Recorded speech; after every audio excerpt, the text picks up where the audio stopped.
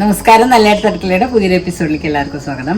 ഇന്ന് എൻ്റെ ഡിന്നറാണ് കേട്ടോ കാണിച്ചത്. 5:30-6 മണിയാകുമ്പോൾ കഴിക്കാറുണ്ട്. ഇന്നിപ്പോൾ സമയം 7 ഡാൻസ് ക്ലാസ് കഴിഞ്ഞ് ആകെ പൈച്ചിട്ട് വയ്യ പറയില്ലേ, അത്രയും നല്ല വിശപ്പായി.